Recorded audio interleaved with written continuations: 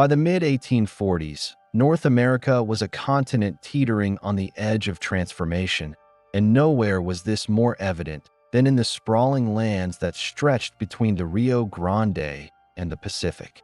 The United States, having achieved rapid expansion since its independence, was propelled by a belief in manifest destiny, the notion that it was America's God-given duty to extend its territory from the Atlantic to the Pacific. For President James K.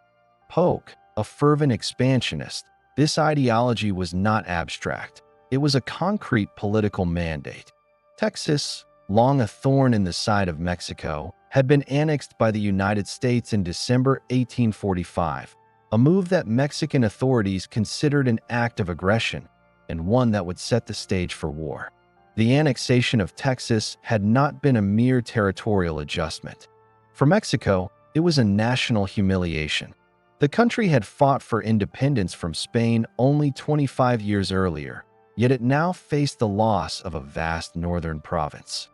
Mexico's political landscape in the 1840s was unstable, defined by a series of coups, short-lived presidencies, and infighting between Federalists and Centralists.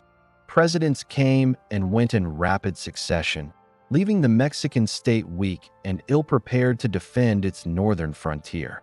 General Mariano Paredes, José Joaquín de Herrera, and Antonio López de Santa Anna, though influential figures, were caught in a web of internal dissent, unable to marshal a unified response to the growing American threat.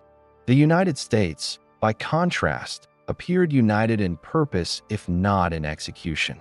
Polk, inaugurated in March 1845, had made territorial expansion a central tenet of his administration.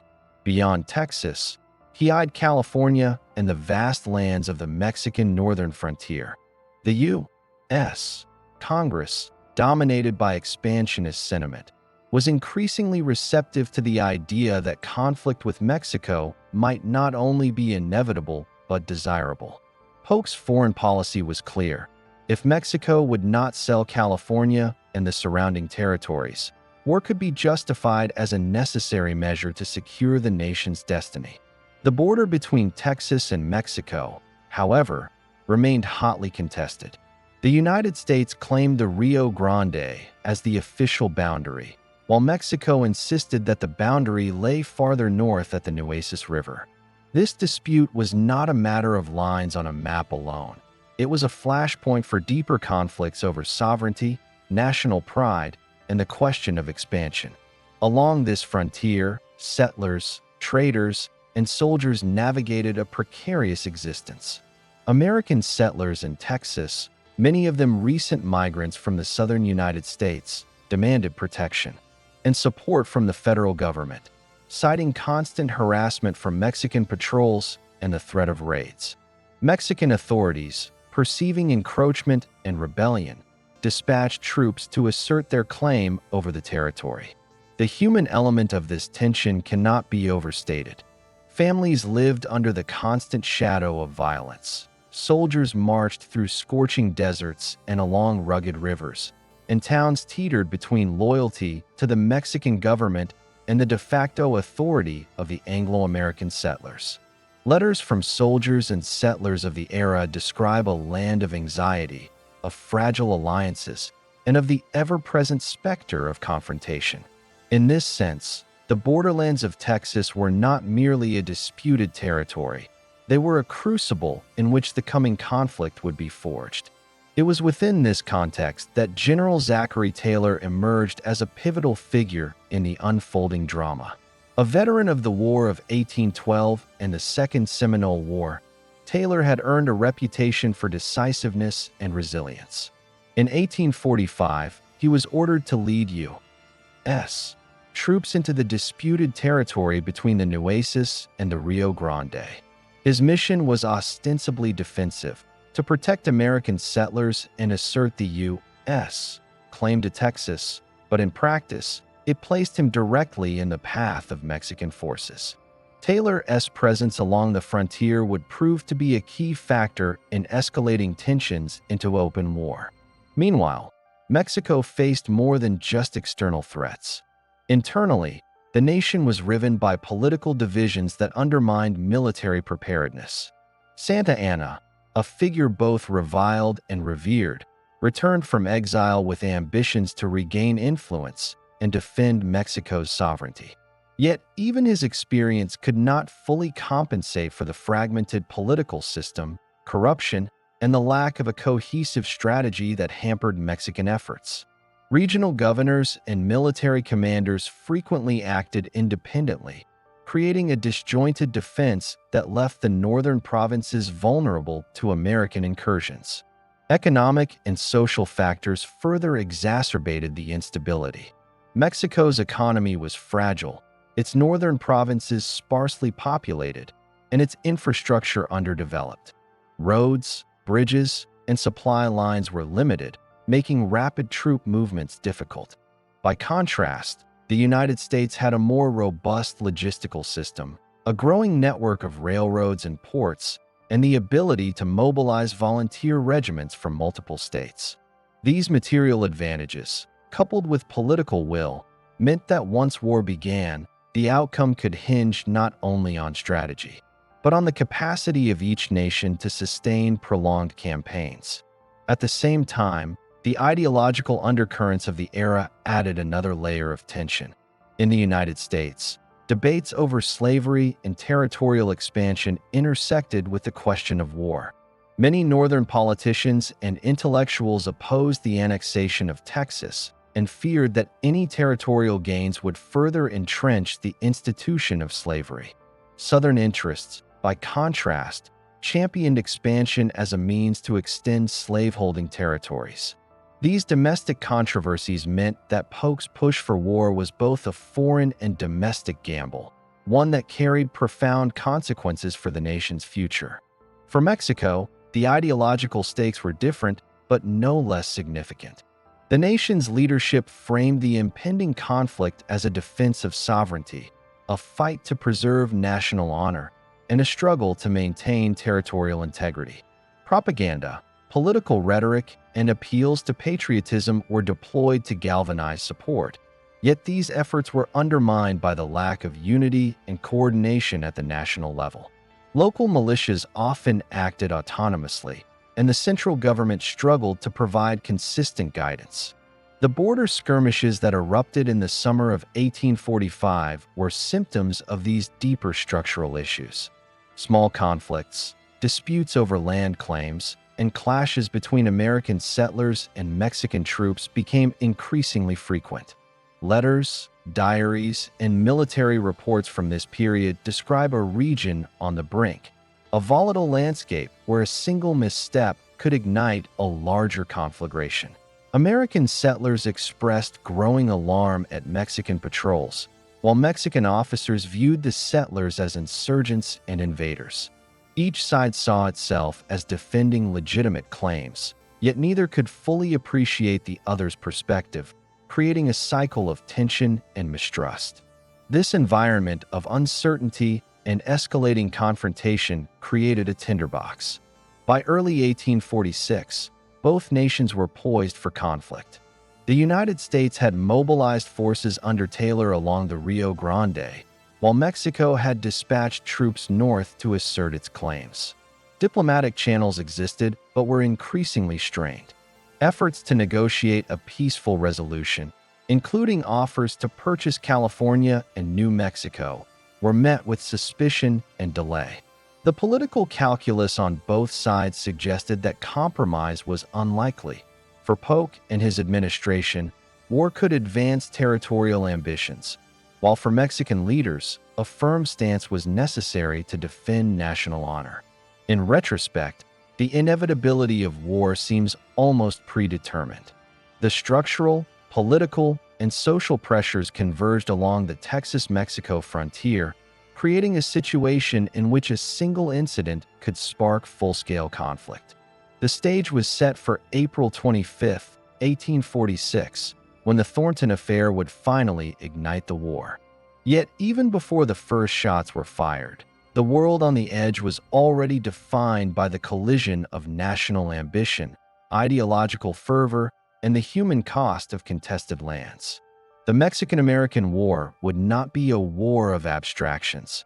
It would be fought in deserts, rivers, and cities. It would involve civilians, soldiers, and leaders.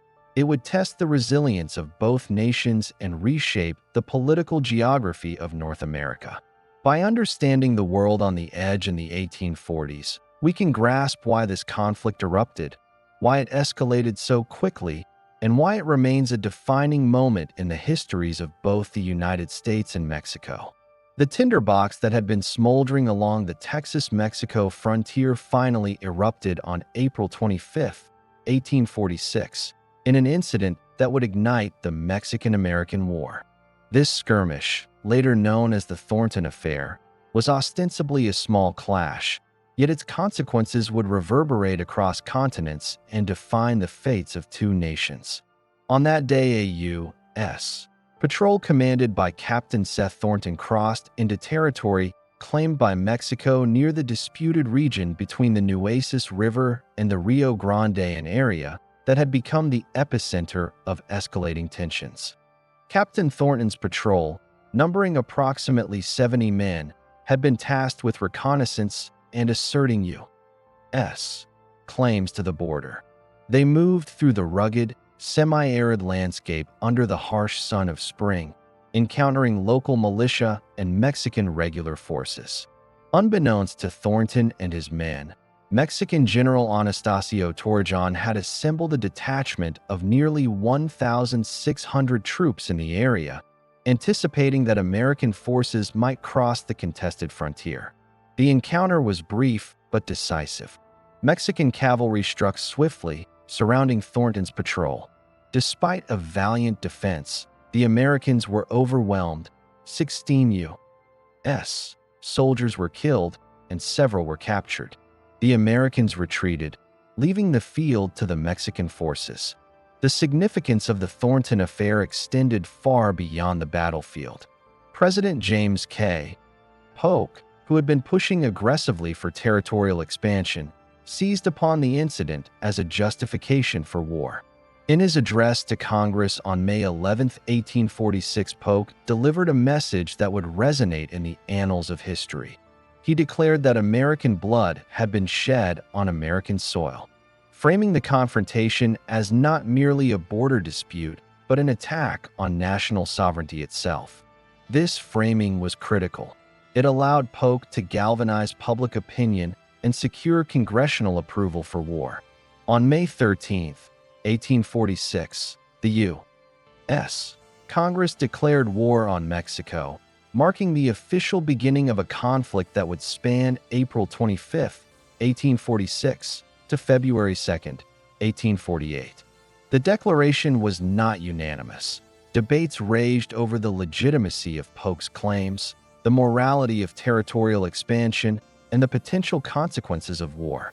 Northern legislators, in particular, raised concerns that the conflict was designed to extend slavery into newly acquired territories, reflecting deep sectional tensions within the United States.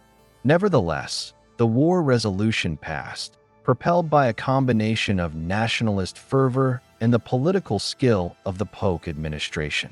The Thornton Affair and subsequent declaration of war were also shaped by months of prior maneuvering and negotiation.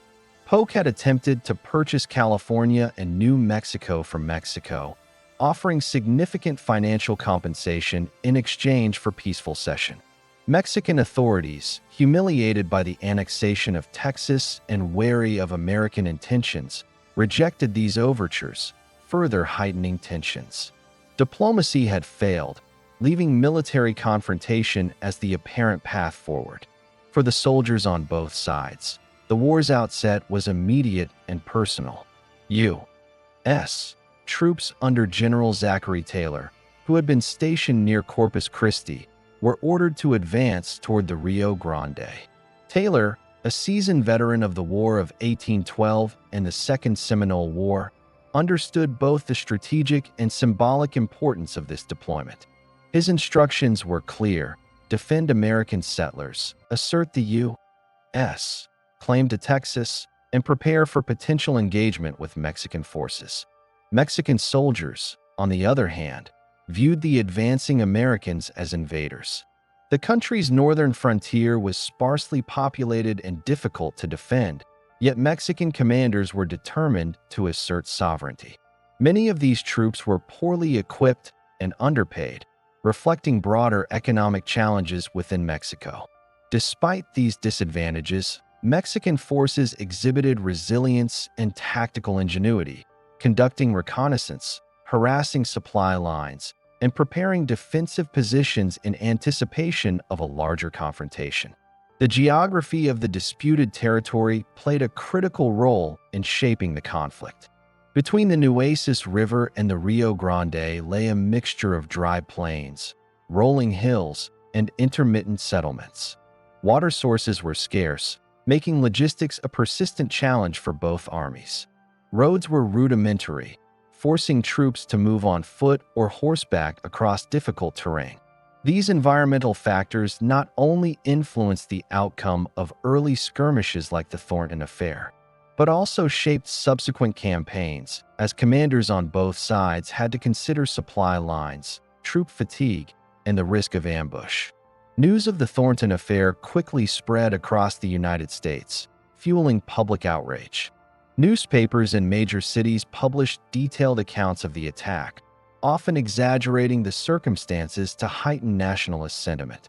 Editorials portrayed the Mexican forces as aggressors and the U.S. soldiers as heroic defenders of liberty and property.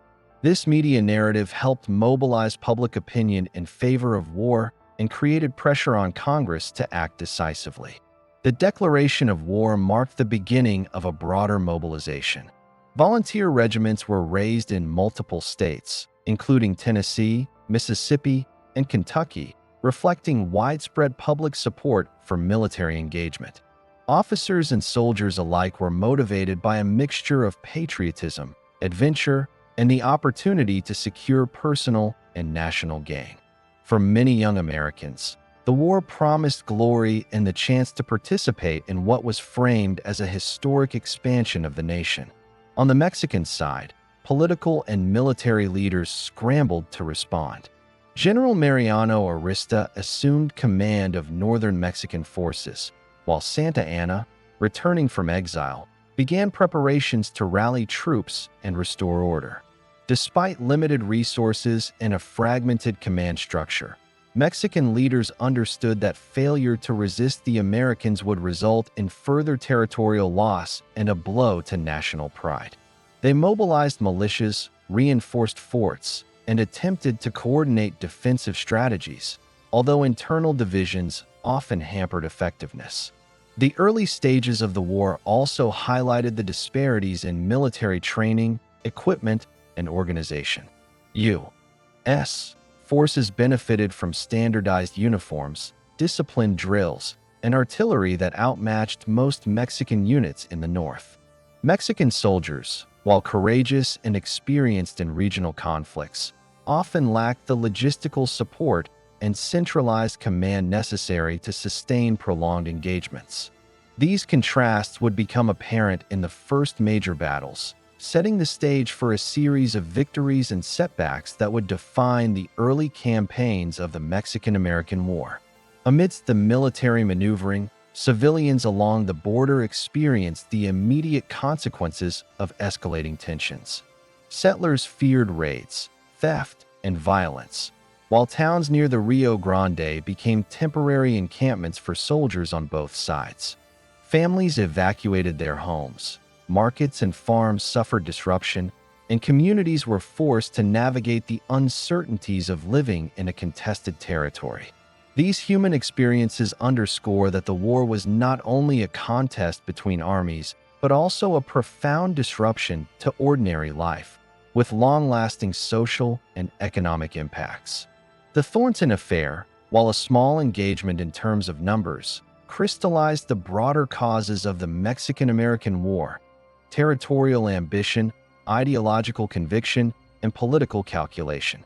For Polk and his supporters, it provided the perfect pretext to pursue the expansionist agenda of Manifest Destiny. For Mexican leaders, it was a painful confirmation of the challenges posed by internal divisions, and foreign encroachment. For soldiers and civilians on the ground, it was the moment when abstract disputes became tangible, dangerous, and irrevocable. In the weeks following the declaration of war, the United States began to mobilize more extensively. Taylor advanced toward the Rio Grande with reinforcements, establishing fortified positions along key river crossings. Orders were issued to secure supply lines, maintain reconnaissance, and prepare for further engagements. Mexican forces, meanwhile, repositioned to defend towns, rivers, and passes, attempting to slow the American advance and gather intelligence. Skirmishes became more frequent, and the specter of a larger, more destructive conflict loomed over the borderlands. The events surrounding April 25, 1846, also had profound diplomatic implications. The United States framed the war in terms of defense and honor, appealing to both domestic and international audiences. Mexico, by contrast, emphasized the illegitimacy of U.S. claims and the protection of national sovereignty. Correspondence between the governments reflected the irreconcilable positions, demonstrating that diplomacy had largely failed.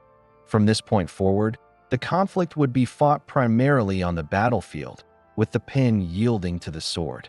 By the end of April 1846, the Thornton Affair had transformed the borderlands from a tense frontier into a theater of war. U.S. troops were now actively engaged in securing positions along the Rio Grande, while Mexican forces prepared for a series of confrontations that would define the first phase of the Mexican-American War. The ideological, political, and human stakes were high. National pride, territorial ambition, and the lives of thousands of soldiers and civilians hung in the balance. This spark, brief yet monumental in consequence, exemplifies the complexity of the war between the Mexicans and Americans. It was a war born of ideology and ambition, yet grounded in the gritty realities of soldiers, settlers, and political leaders navigating a volatile frontier. The clash at the Rio Grande and the subsequent U.S. declaration of war set in motion a chain of events that would culminate in a continental conflict reshaping the map and leaving a legacy that resonates to this day. The initial clashes of the Mexican-American War unfolded along the northern frontier of Mexico, in the sparsely populated plains between the Rio Grande and the Nueces River. These first campaigns would define the character of the war, a combination of rugged terrain, tactical ingenuity, human endurance, and the collision of political ambitions with military reality. The battles of Palo Alto, May 8, 1846, and Resaca de la Palma, May 9, 1846, were not merely skirmishes. They were the proving grounds for Zachary Taylor, the rising American general, and for Mariano Arista, the Mexican commander tasked with defending northern Mexico against a better-equipped invader. After the Thornton Affair on April 25, 1846, President James K. Polk had mobilized the United States Army under Taylor to assert control over the contested territory. Taylor's command consisted of roughly 2,300 troops, a mixture of regular Army units and newly recruited volunteers. The Mexican Army, commanded by General Mariano Arista, numbered approximately 3,800 soldiers, including cavalry, infantry, and artillery units. Though numerically superior, the Mexican forces faced logistical challenges, inconsistent training, and limited modern artillery. Meanwhile, Taylor's forces benefited from disciplined drills, effective artillery, and experience in frontier warfare. The terrain of northern Mexico played a critical role in shaping the first engagements. Palo Alto, located just south of the Rio Grande, consisted of rolling plains dotted with mesquite trees and open fields. The ground was relatively flat, favoring artillery deployment and cavalry maneuvers. Taylor recognized this advantage and positioned his artillery at the center of his line, creating a formidable force capable of repelling the Mexican advance. Mexican troops, by contrast, were less coordinated, and communication between units was often hindered by the flat, open terrain. The battle itself commenced on May 8, 1846, with both sides maneuvering cautiously at first, probing each other's positions. Mexican cavalry launched charges aimed at disrupting the American artillery, but Taylor's disciplined infantry and superior cannon fire proved decisive. The U.S. artillery, employing rapid, coordinated volleys, inflicted heavy casualties on advancing Mexican forces, disrupting their formations and forcing repeated retreats. Despite numerical superiority, Mexican troops struggled to maintain cohesion under the relentless bombardment. At Palo Alto, the human element of the war became evident. Soldiers on both sides faced not only enemy fire, but also the harsh realities of heat, dust, and fatigue. Accounts from the battlefield describe men collapsing under the scorching sun, horses struggling to carry cannon and riders, and the cries of the wounded echoing across the plains. Amidst this chaos, acts of courage and desperation were common. American officers, including Taylor, personally led charges and repositioned artillery under fire, while Mexican commanders attempted to rally disoriented troops. The battle ended with a clear American victory. Taylor's forces held the field, inflicted significant casualties, and demonstrated that U.S. military discipline could overcome Mexican numerical advantage. However, the victory was not absolute. Mexican forces were not annihilated. Arista regrouped his troops, withdrawing to more defensible positions at Resaca de la Palma, a dry riverbed approximately 2 miles east of Palo Alto. The retreat was strategic, allowing the Mexicans to reorganize, reinforce, and prepare for a renewed engagement. Resaca de la Palma became the stage for the second major battle of the Northern Campaign on May 9, 1846. The terrain here was different, a narrow, wooded area with a dry riverbed and elevated banks, which provided defensive advantages to the Mexican army. Arista hoped that the natural features would compensate for deficiencies in artillery and organization. U.S. forces, aware of the Mexican positions, moved cautiously but aggressively, advancing in formation and relying heavily on artillery support. The fighting at Resaca de la Palma was brutal and intimate.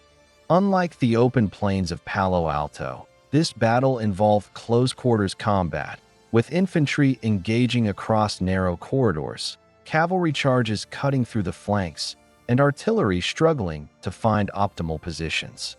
U.S. soldiers demonstrated remarkable discipline, while Mexican troops fought tenaciously despite the confusion and pressure. By the afternoon, Taylor's forces had outflanked the Mexican positions, forcing a withdrawal. Arista ordered a retreat across the Rio Grande, leaving the northern plains under American control. Casualties from the northern campaigns were significant. At Palo Alto, the Mexican army suffered around 200 killed and 400 wounded, while American losses were approximately 9 killed and 47 wounded. At Resaca de la Palma, Mexican losses increased to approximately 160 killed and 300 wounded, with over 300 captured, while U.S. casualties remained lower but not negligible. These early engagements revealed the lethal combination of superior artillery, disciplined infantry, and tactical leadership that would characterize much of the U.S. war effort.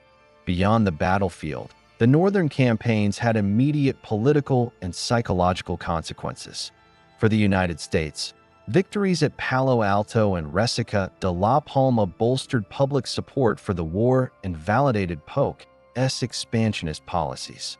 Newspapers across the country celebrated the triumphs, portraying American soldiers as heroic and disciplined, while emphasizing the incompetence and disarray of Mexican forces.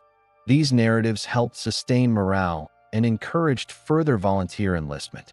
For Mexico, the early defeats were both shocking and demoralizing.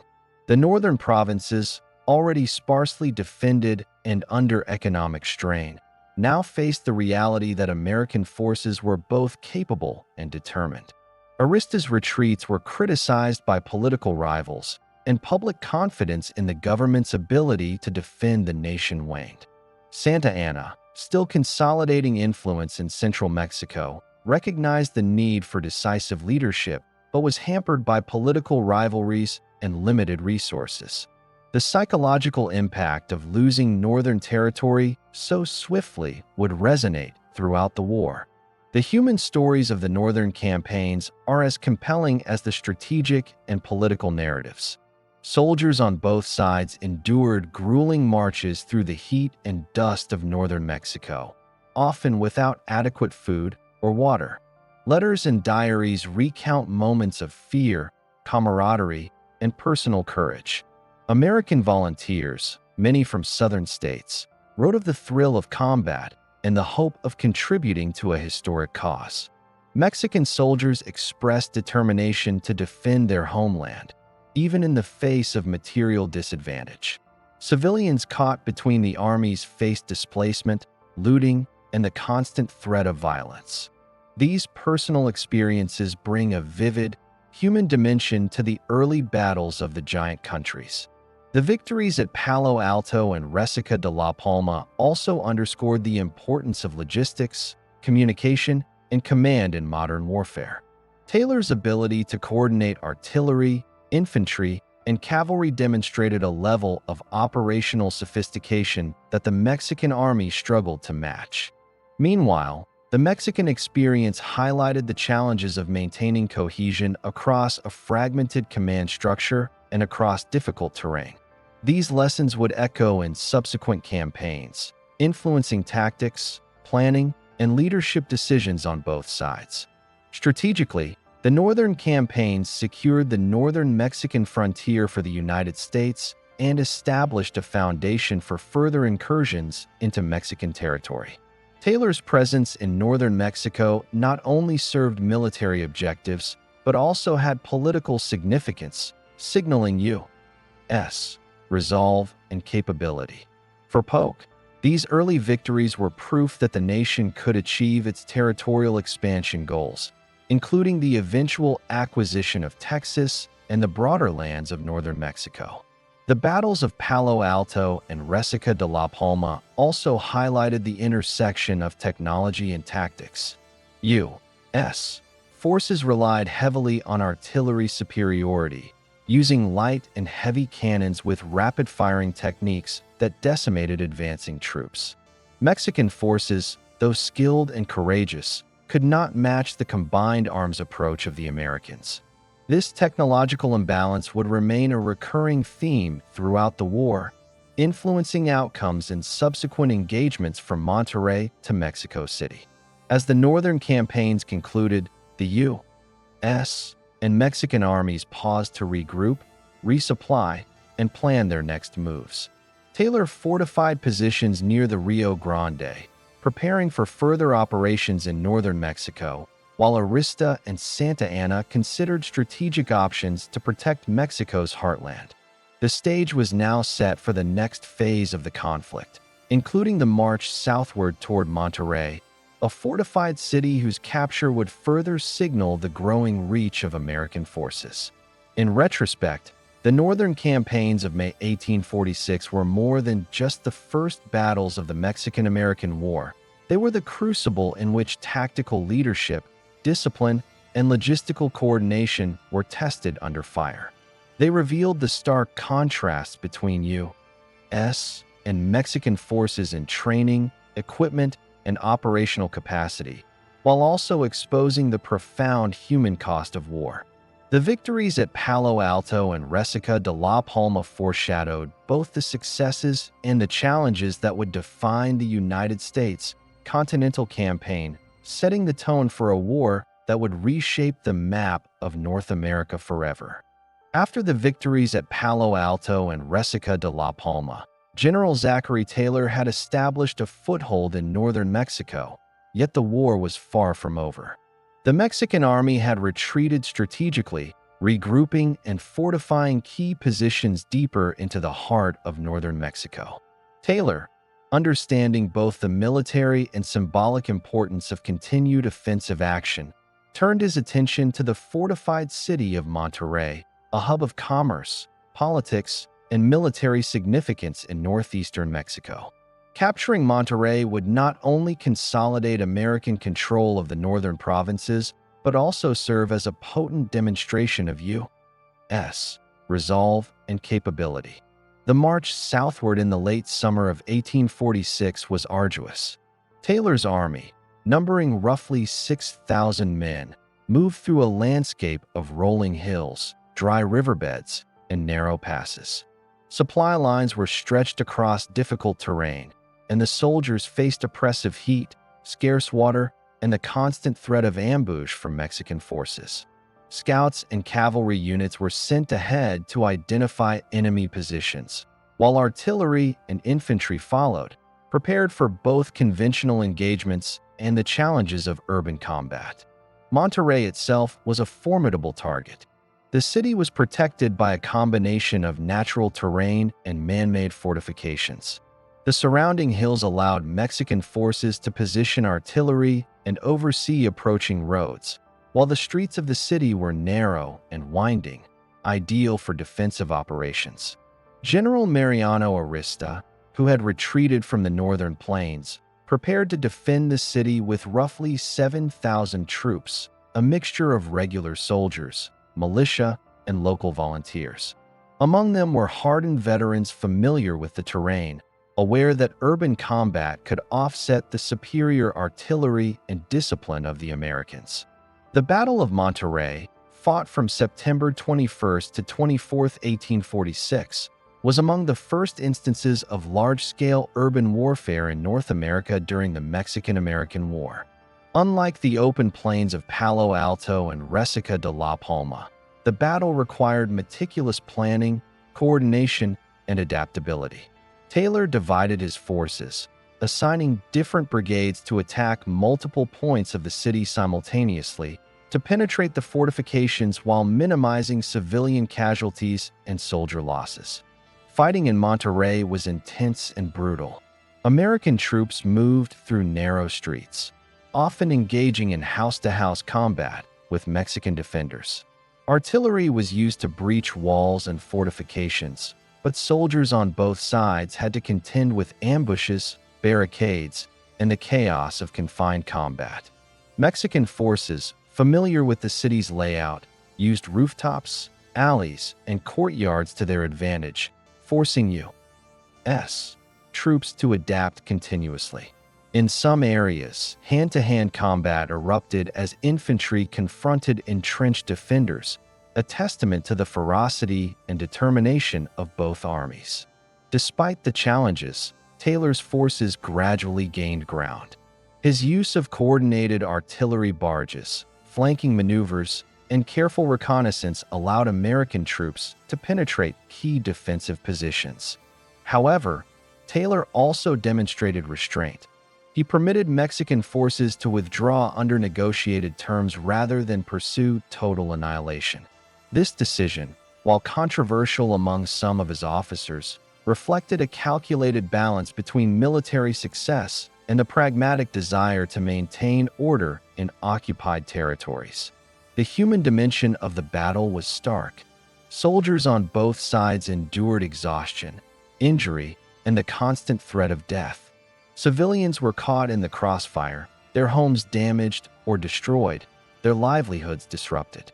Taylor's army recorded roughly 500 casualties, including killed, wounded, and missing, while Mexican losses were estimated at 700 to 1,000, with additional soldiers captured or dispersed. These figures, while sobering, only tell part of the story. The psychological toll, the fear, and the courage displayed by ordinary men and women were equally consequential. Monterrey's fall had immediate strategic consequences. By securing the city, Taylor solidified American control over northeastern Mexico and created a staging ground for further operations in the northern provinces. The victory also provided a morale boost to forces and reinforced the perception of American military superiority, both domestically and internationally. News of the triumph was celebrated in the United States, reinforcing support for Manifest Destiny and validating the political and military decisions of President Polk. Yet, the Northern campaigns also exposed persistent challenges for the American Army. Logistical difficulties remained, as supply lines stretched across hundreds of miles of hostile terrain.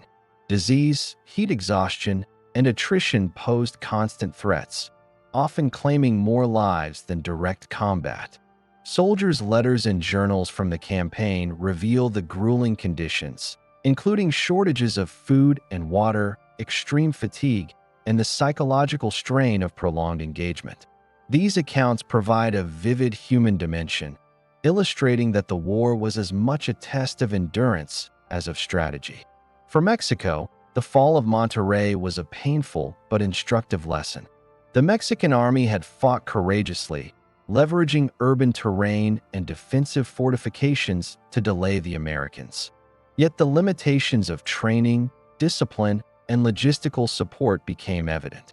Santa Anna, observing from afar, recognized the need for more centralized coordination and strategic planning to counter the advancing U.S. forces.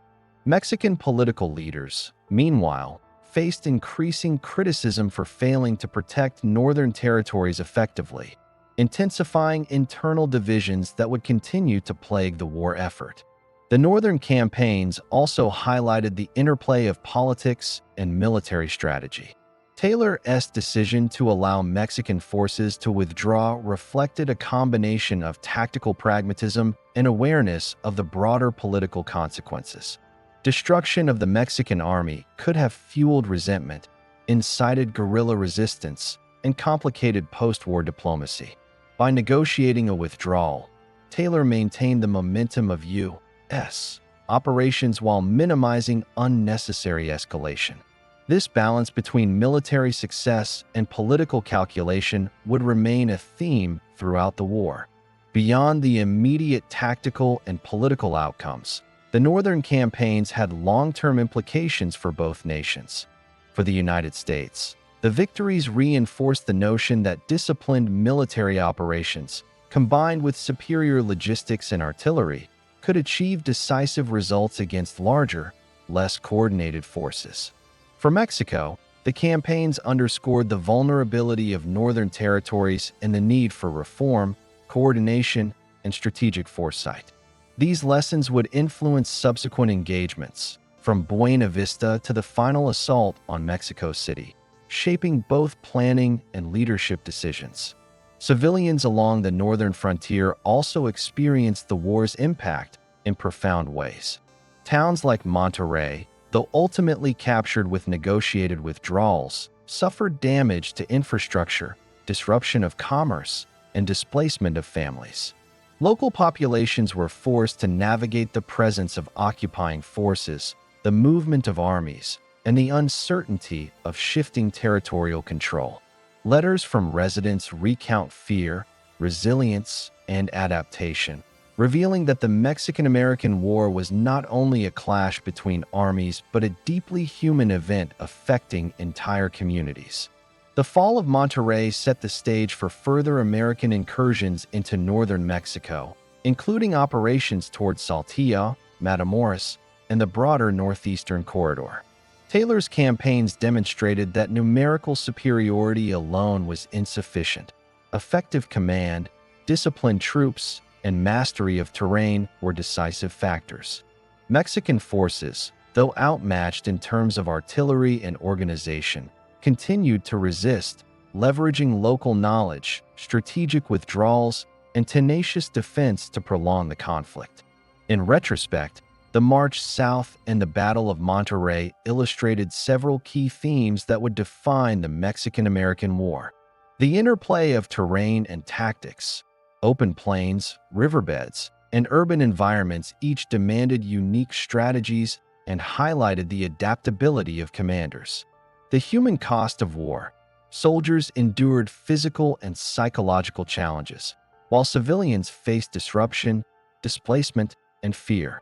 The role of leadership and decision-making. Taylor's blend of tactical aggression and strategic restraint shaped the outcome and influenced subsequent campaigns.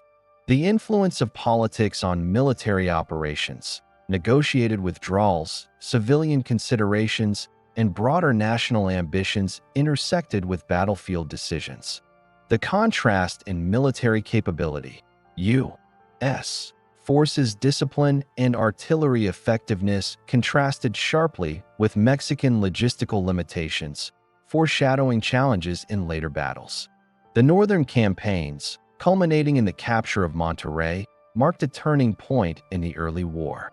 They demonstrated that the United States could project military power deep into Mexican territory while managing complex logistics and political considerations.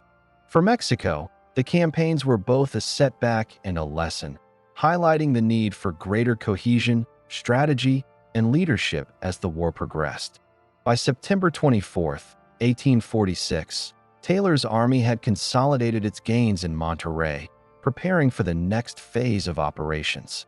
The northern campaigns had set the pattern for much of the war, disciplined American forces advancing steadily, Mexican troops offering determined resistance, and both sides navigating the interplay of terrain, logistics, and human endurance. These early operations foreshadowed the greater battles to come, from the heart of northern Mexico to the plains surrounding Buena Vista, and eventually to the gates of Mexico City itself. The war, once confined to the northern provinces of Mexico, now threatened the very heart of the nation. By early 1847, the northern campaigns had demonstrated the American Army's growing dominance, but the conflict was far from over. The Battle of Buena Vista, fought from February 22 to 23, 1847, would test the limits of U.S.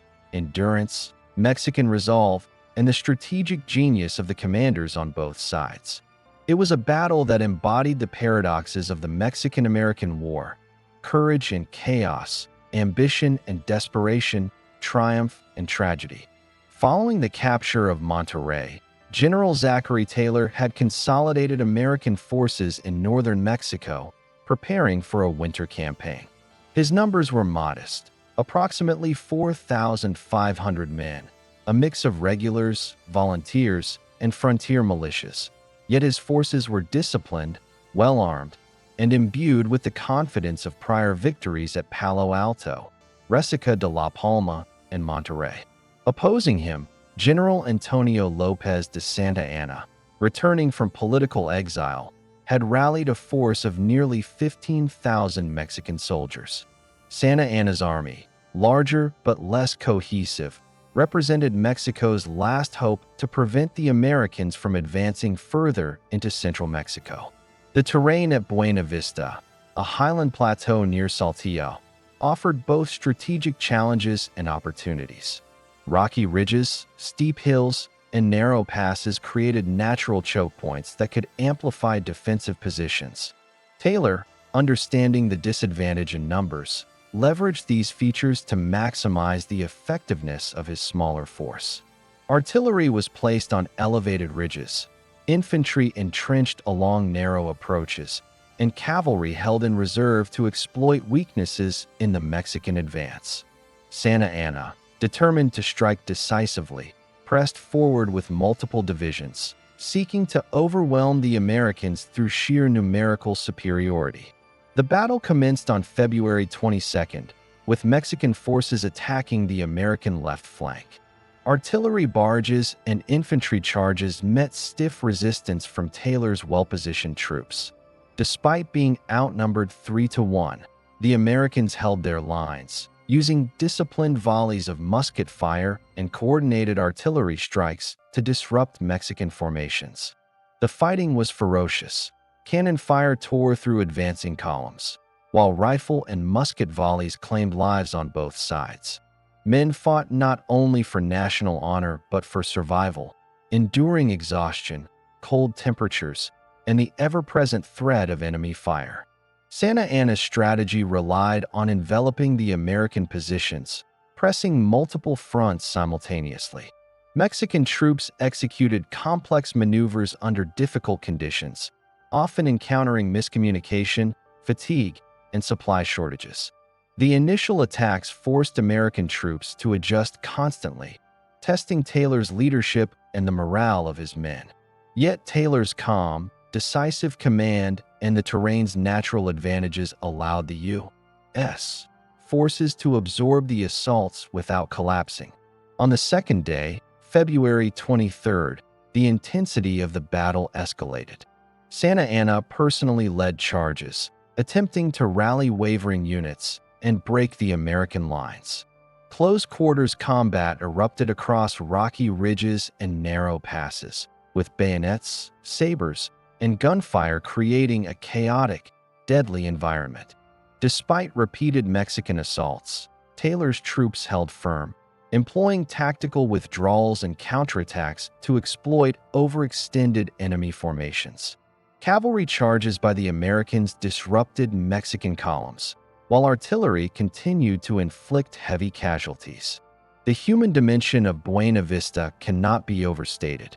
Soldiers endured freezing nights on exposed hillsides, rationed meager supplies, and tended to the wounded under fire. Both armies suffered severe losses. Estimates suggest Mexican casualties approached 1,500 killed and 2,000 wounded, while American forces lost approximately 500 men, with additional injuries and exhaustion taking a psychological toll. Civilians in nearby areas, already traumatized by prior campaigns, faced disruption, property loss, and displacement, further underscoring the war's pervasive impact on human life. Beyond the battlefield, political intrigue shaped the broader conflict. In Washington, President James K. Polk watched the developments with keen interest.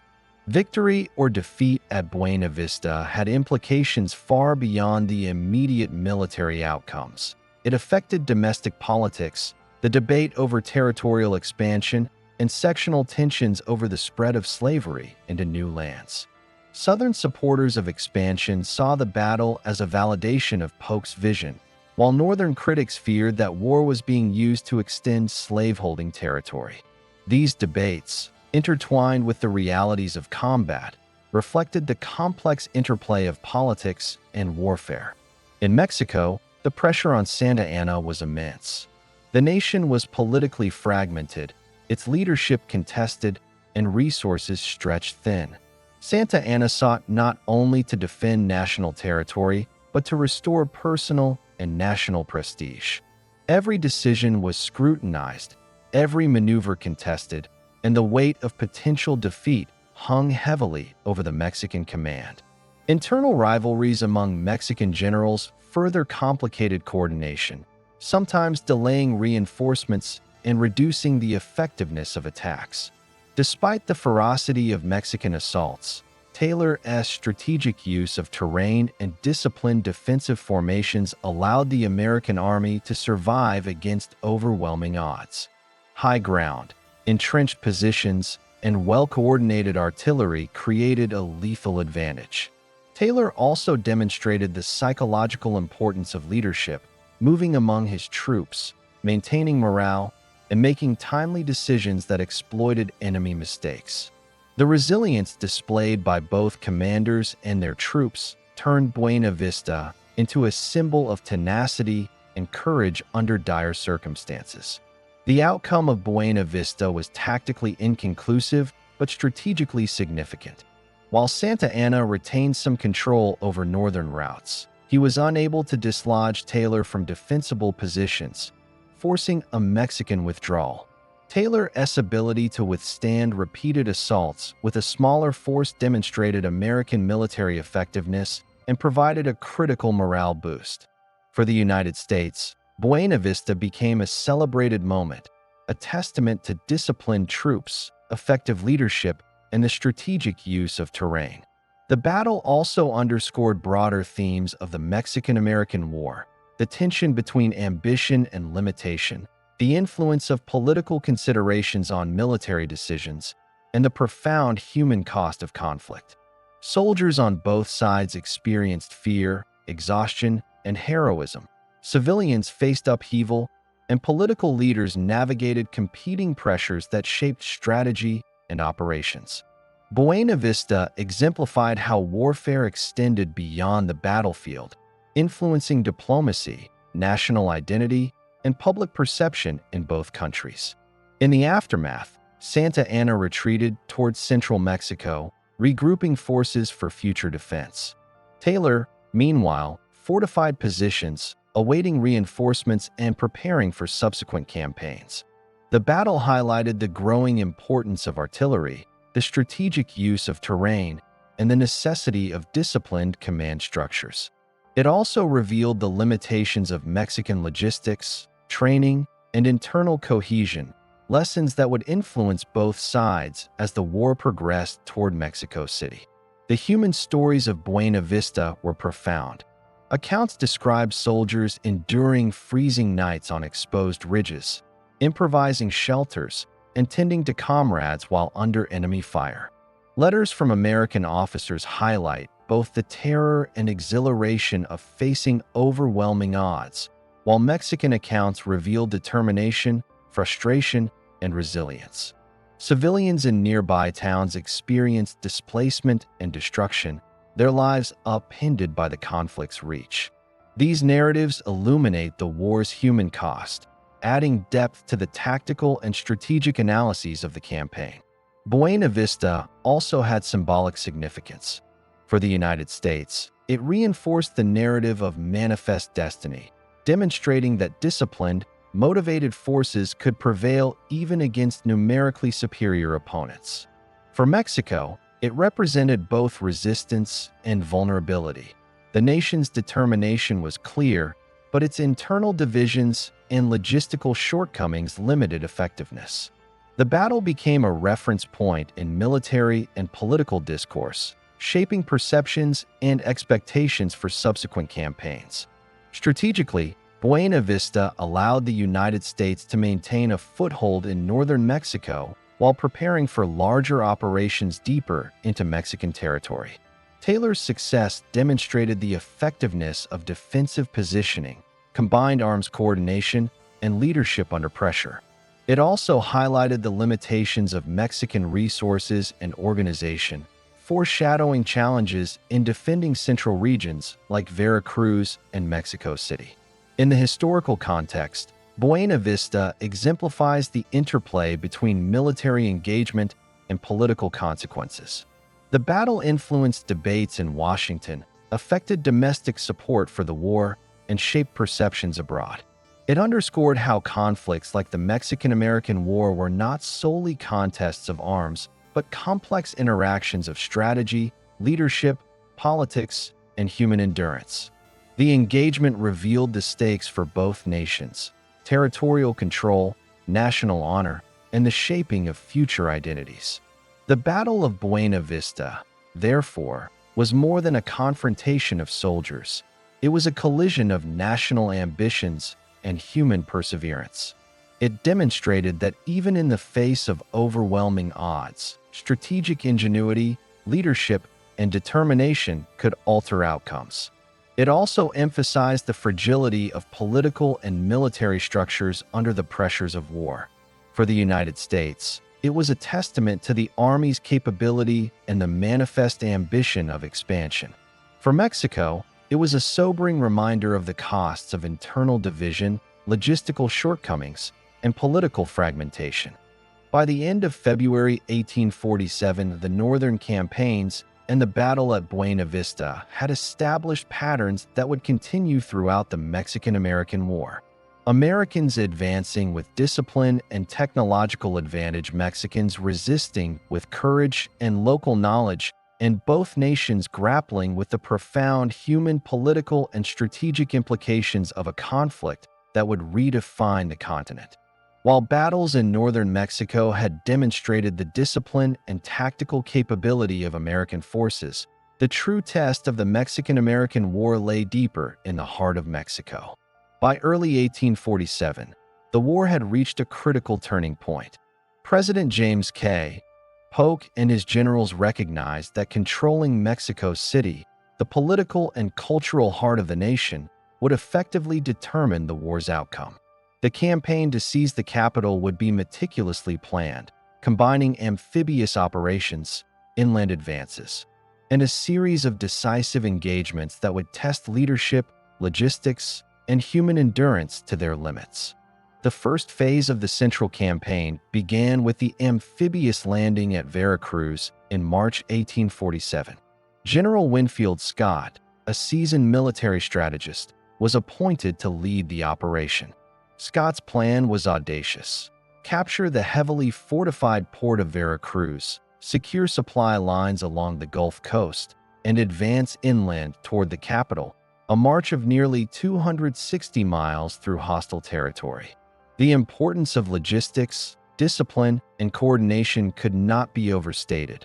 Failure in any stage could jeopardize the entire campaign. Veracruz was a formidable obstacle.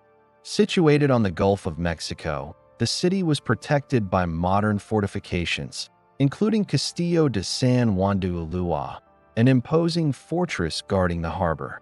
Scott assembled a force of roughly 10,000 troops, supported by naval vessels that would provide bombardment and secure supply lines. The landing, conducted from March 9th to 29th, 1847, was a masterclass in amphibious operations. Troops disembarked under enemy fire, navigated shallow waters, and established beachheads while maintaining order, discipline, and cohesion. The siege of Veracruz lasted approximately 3 weeks. American forces utilized artillery bombardment to weaken fortifications, while infantry prepared for potential assaults.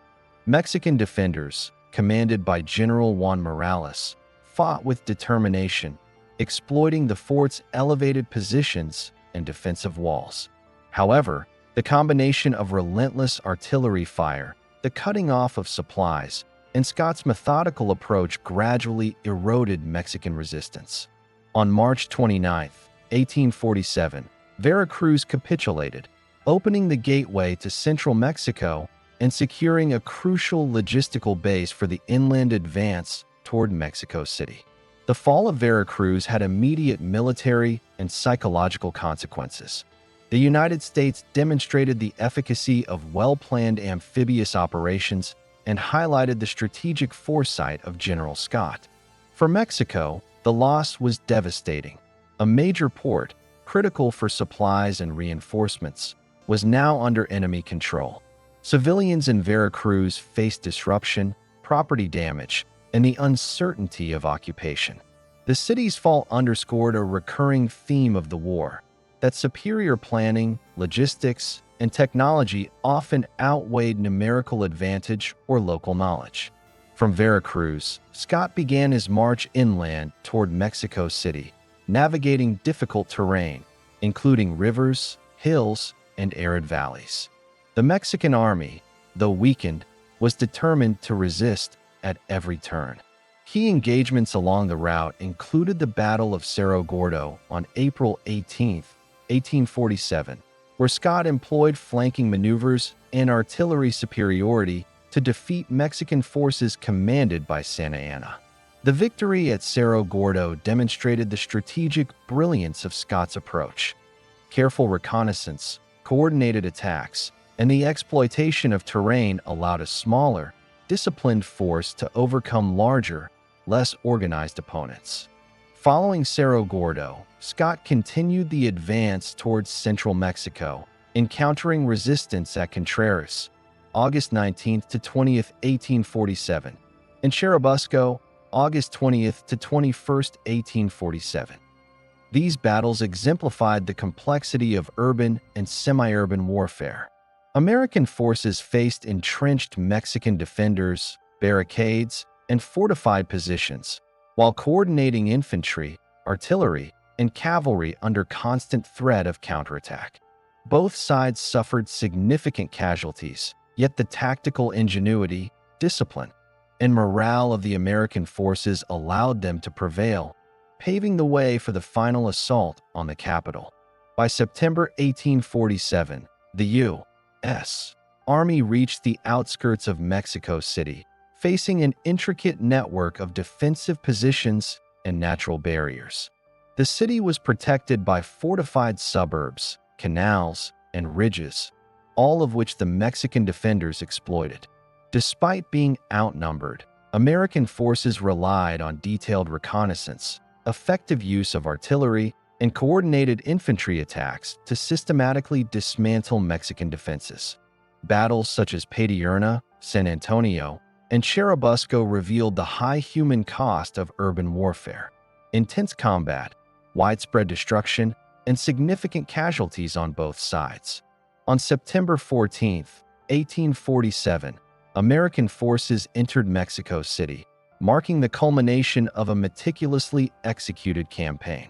The capture of the capital represented not only a military victory, but also a symbolic collapse of Mexican centralized authority. The psychological impact was immense. The United States had demonstrated its capacity to project power deep into the heart of enemy territory, while Mexican morale was shattered. The occupation of Mexico City effectively ended organized Mexican resistance, although sporadic guerrilla actions continued in rural regions. The human cost of the Central Campaign was staggering.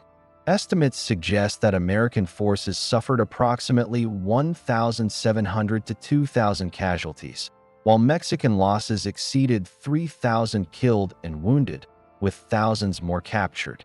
Beyond these figures, the suffering of civilians was immense. Homes were damaged or destroyed, food supplies disrupted, and thousands of families displaced. Letters and diaries from soldiers and citizens alike recount the exhaustion, fear, and determination experienced throughout the campaign, providing a deeply human perspective on the broader strategic narrative. Politically, the campaign had profound consequences. In the United States, victories in central Mexico strengthened support for Manifest Destiny, demonstrating the nation's ability to achieve territorial expansion through military success. Domestically, however, debates over the extension of slavery into newly acquired territories were intensifying, linking the Mexican-American War to broader sectional tensions that would culminate in the Civil War. For Mexico, the loss of the capital highlighted the fragility of national cohesion, exacerbated internal divisions, and intensified political instability, leaving the country vulnerable to further territorial concessions.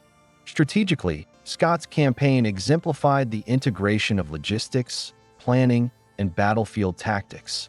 The success at Veracruz and the subsequent inland march demonstrated the importance of secure supply lines, intelligence gathering, and coordination between land and naval forces.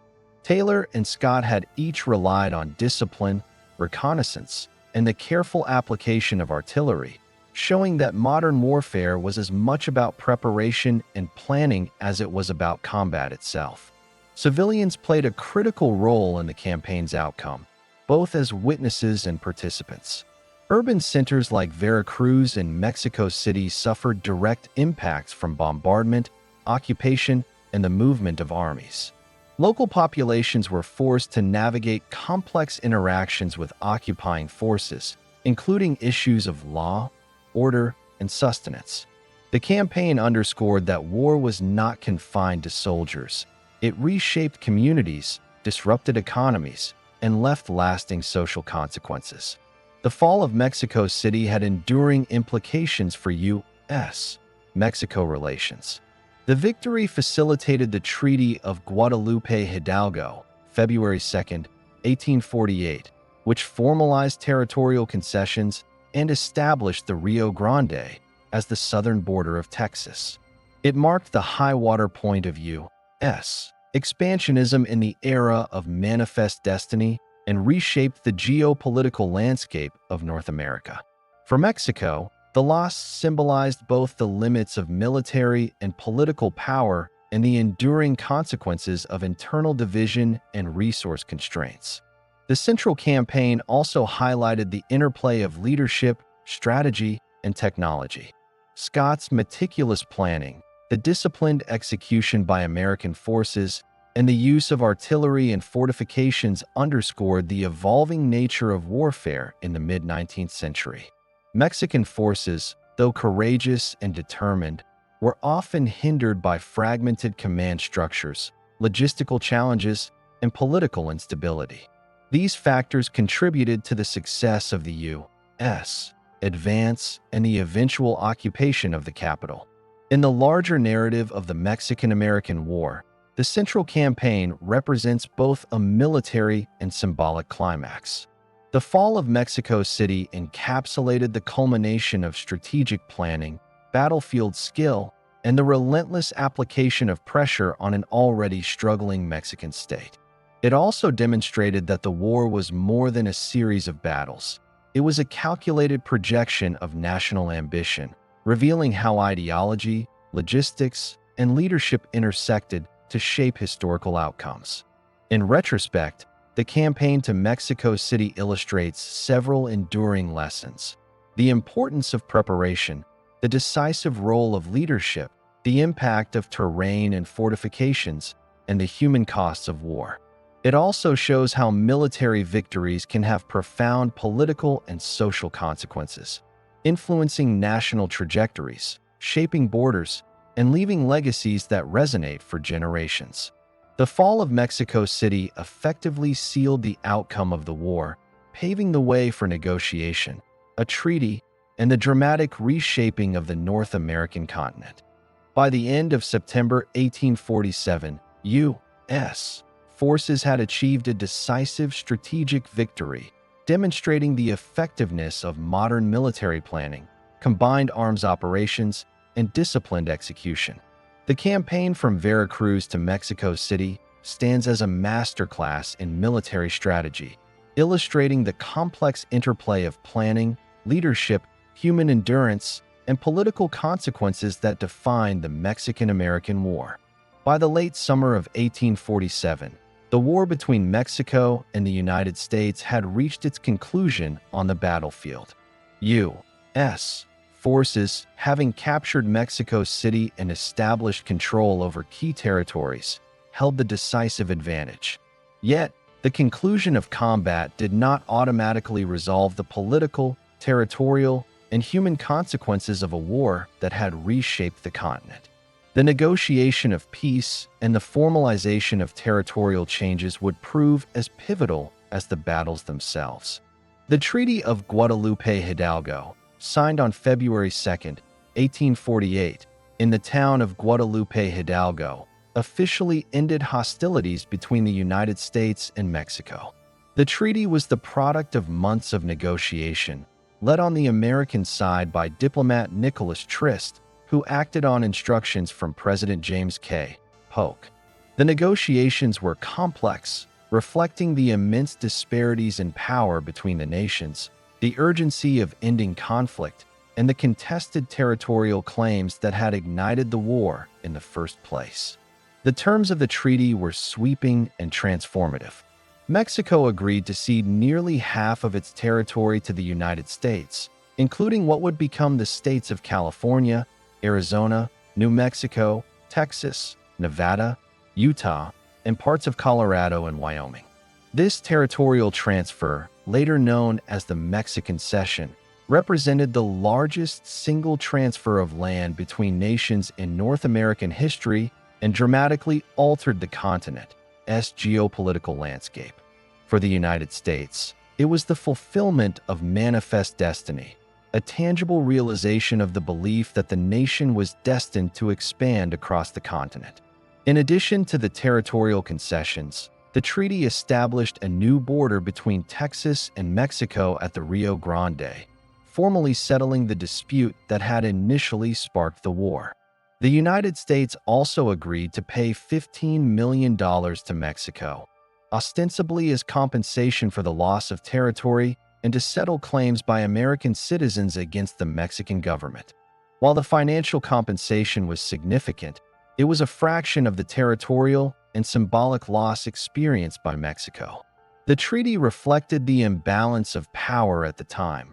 Mexico, weakened by military defeat and internal divisions, had little leverage in the negotiations.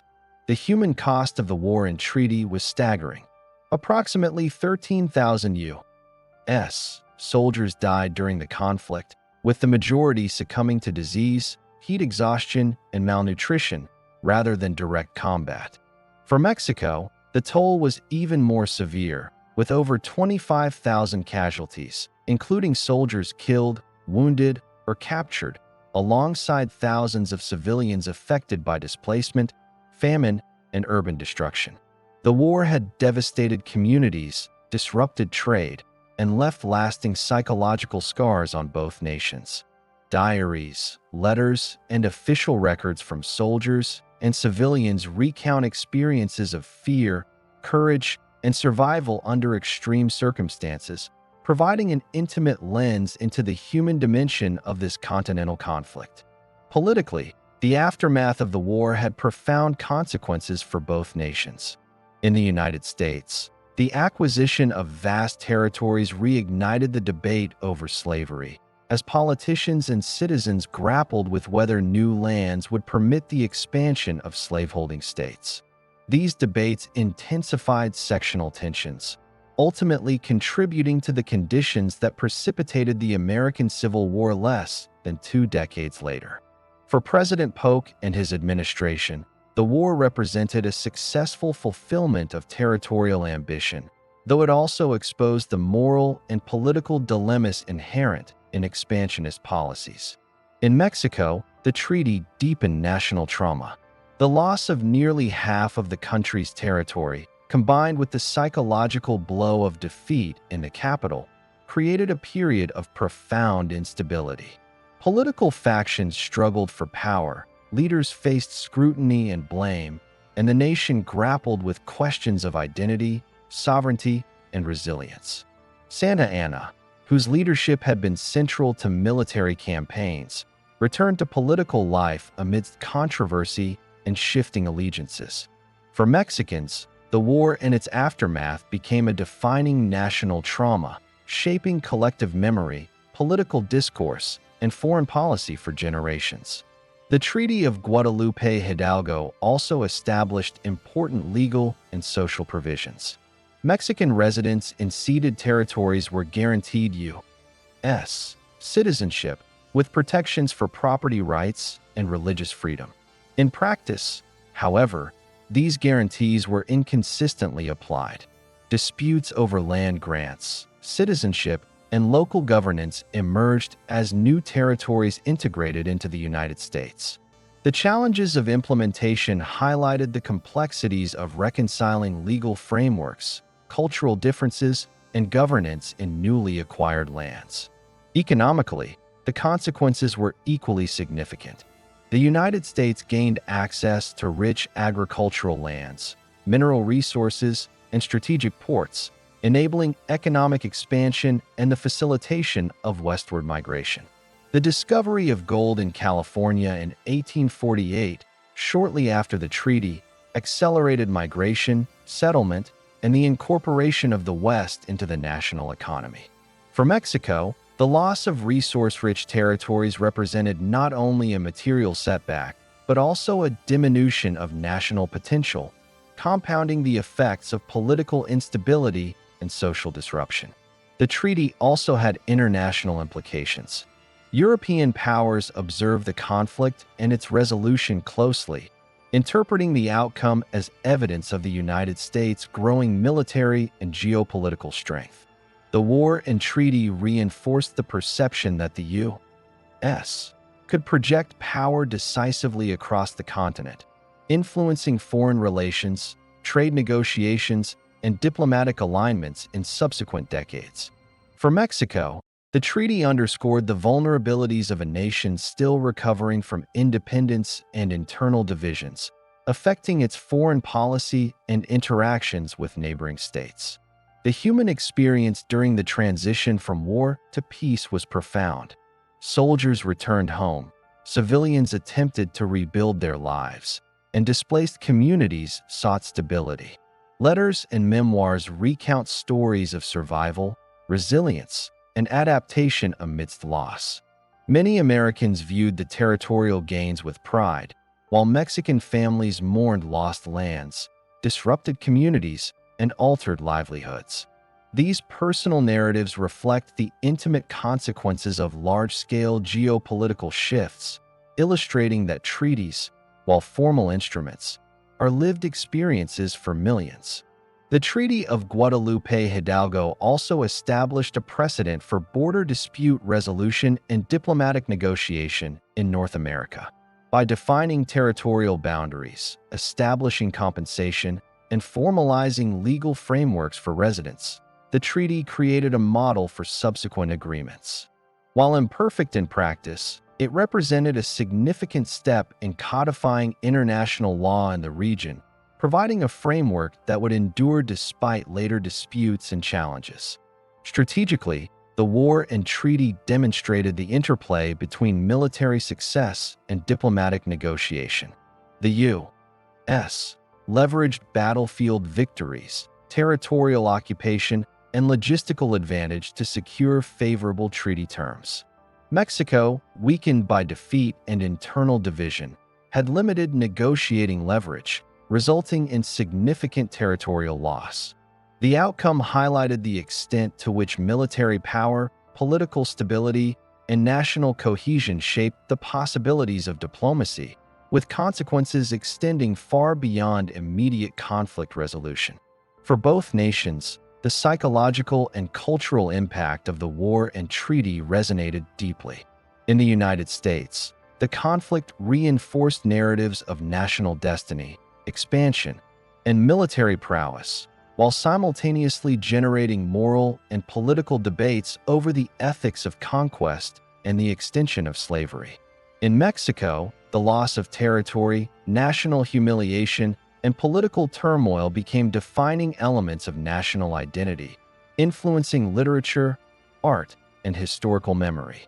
Monuments, commemorations, and historical scholarship continue to reflect on the human cost, strategic consequences, and enduring significance of this transformative war.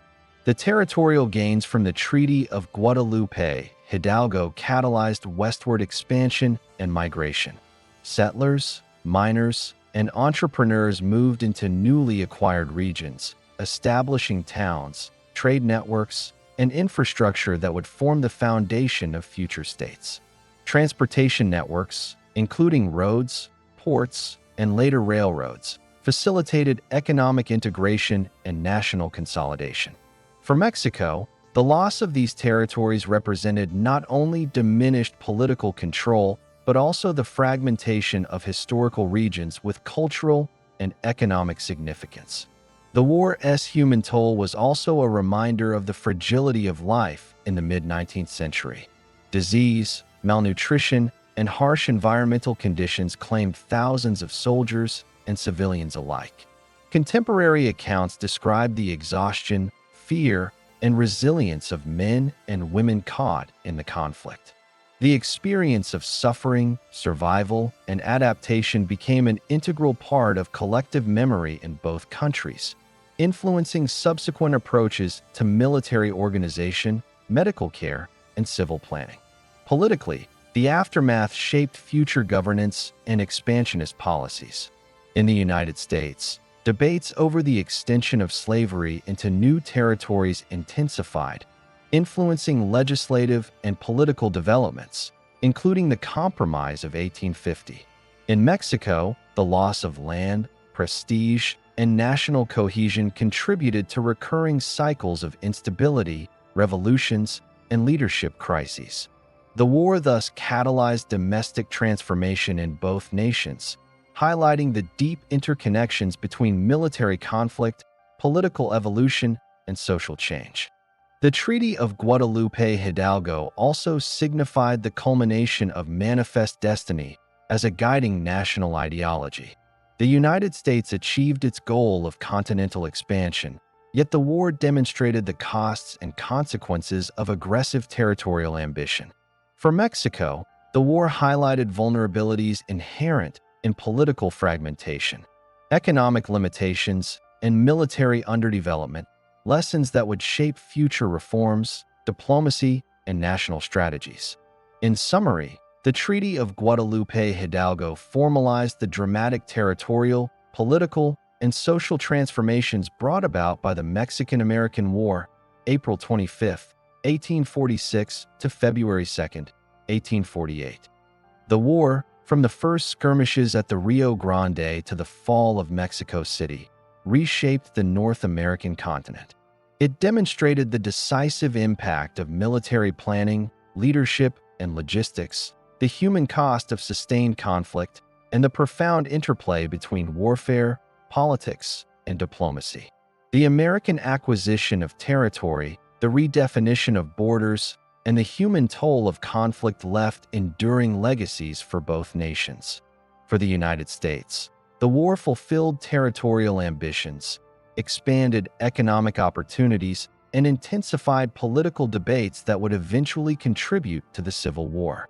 For Mexico, it marked a period of national trauma, territorial loss, and political instability, shaping identity, governance, and historical memory for generations. Ultimately, the Mexican and American War and its aftermath illustrate the broader dynamics of 19th-century continental conflict, the collision of national ambition, ideology, human endurance, and strategic calculation. The Treaty of Guadalupe Hidalgo was not merely a document. It was the crystallization of 2 years of combat, sacrifice, and negotiation, a defining moment that continues to resonate across borders, politics, and memory.